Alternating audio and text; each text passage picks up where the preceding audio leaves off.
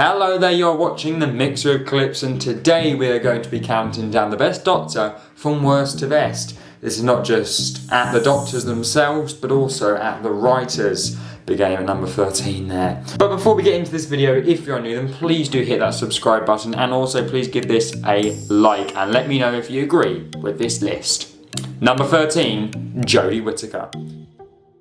Announced a good year before her first episode premiered, Jodie Whittaker's Doctor initially got the headlines for her being the first woman to play the role in the main TV series. Once that initial intense burst of publicity had died down though, we got to see Whittaker's take of the Time Lord, and it hasn't been great. The writing has been horrendous at times, sluggish, slow and boring, and that's only the second season. Don't even start me on the first one.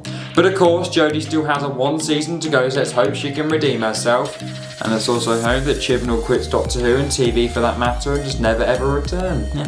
Number 12, Colin Baker. Perhaps the most critically maligned of all the eras of the Doctor, Colin Baker's unstable, not always likeable Sixth Doctor channeled the influence of Patrick Troughton a little.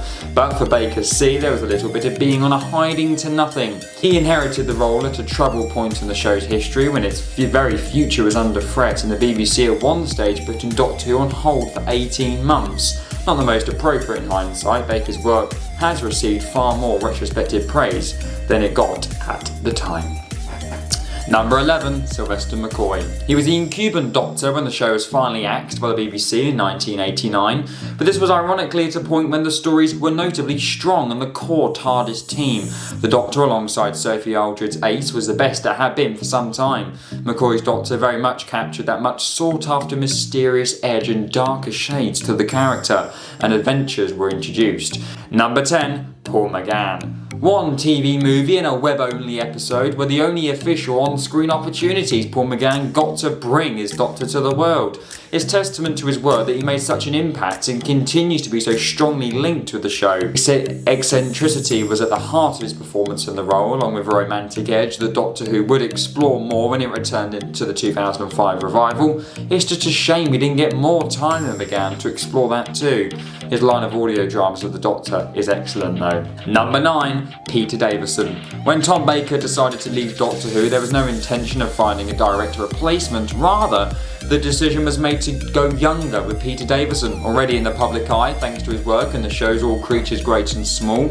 Humour was pulled back for Davison's time on the show. Celery was in, and his run from 1982 to 84 included both some utterly memorable stories and some that pointed the way to a decline for the show. Number 8, William Hartnell. By the time health matters caught up with him, requiring him to move on from the role, William Hartnell had established the character, brought an air of mystery to the Doctor, and cemented the show as a sizable, popular hit.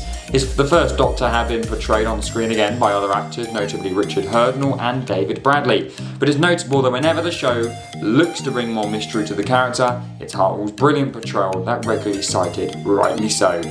Number 7, Patrick Troughton. The excellent docudrama and adventure in space and time gets across just what a huge decision and gamble it was to bring in a second actor to play the Doctor. Once it was clear that William Hartnell needed to move on from the show, casting-wise, it was gold when they had the introduction of Patrick Troughton. And introducing him as the second Doctor was probably the hardest thing ever, because if Patrick Troughton wasn't a good Doctor, that could well end the show. So this was a very, very big moment in the history of Doctor Who, but he definitely pulled it off. Number 6, Jon Pertwee. Dapper, charming, and a little more physical than his predecessors, Jon Pertwee brought a very different imprint to the Doctor when he assumed the controls of the TARDIS. His era benefited from a need to manage costs, and thus his early stories saw the Doctor banished to Earth, allowing Pertwee to head up a wonderful ensemble that included the Unit team and companions such as Jo Grant and eventually Sarah Jane Smith.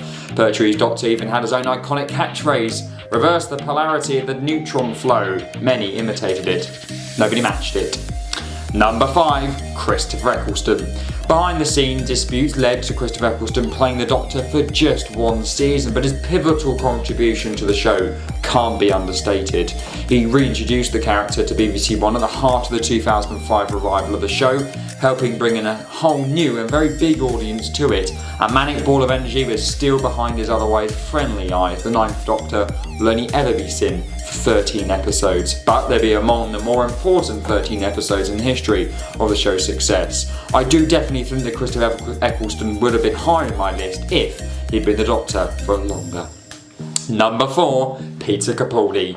Grumpy, friendly, guitar playing with a notable sense of alien about him, the 12th Doctor in the hands of the superb Peter Capaldi can be both terrifying and utterly lovable, often in the same scene. Capaldi's monologues in the role in particular were and are really quite something. The sense too that the Doctor wasn't instantly the friendliest person in the world came through. Number 3, Tom Baker. To a generation, Tom Baker simply is the Doctor. His 7-year tenure featured over 170 episodes, many classic stories, and no shortage of jelly babies. Unpredictable, funny, occasionally moody, with a grin and a half, Baker's 4th Doctor was a very quick success and an incredibly enduring one. Baker's continued attachment to the role long after his apparent 1981 departure has been most notable across some excellent audio dramas from Big Finish, plus one of the best surprises cameos in the history of Doctor Who. Yeah, you know what I mean, yeah. So that leaves us with 2 Doctors, and you haven't guessed who they are already. What the hell are you doing? You're clearly not a Doctor Who fan. And at number 2, it's Matt Smith. It was on paper a thankless job replacing one of the most popular Doctors ever, but sporting a bow tie and immediate interest for fish fingers and custard, Matt Smith quickly found his feet in the role. His Doctor terrifically captures the idea of an old man in a young body, as then showrunner Stephen Moffat described him. Smith played the Time Lord of Energy, but a sense of his actions weighed on him. A dab hand at explaining a complicated plot, to which in Doctor Who you sometimes need. So that leaves us with number 1, David Tennant. Regularly topping polls on the most popular Doctor Who incarnation of all time, at least the polls that Tom Baker doesn't win, the David Tennant era marked the most successful in the show's recent history. Around half of the entire viewing public in the UK tuned in for the final episode of his run, with no shortage of tears shed when he finally regenerated. Charming, witty, energetic, and with his eyes that could turn serious in a second, Tennant's Time Lord is one of the most enduringly popular. It's hard to see that ever changing. And that is my most popular Doctor list. Let me know in the comments if you agree. Please give this video a like, and if you're new, please subscribe, and I'll see you more for more Mix of Clips content. Bye bye.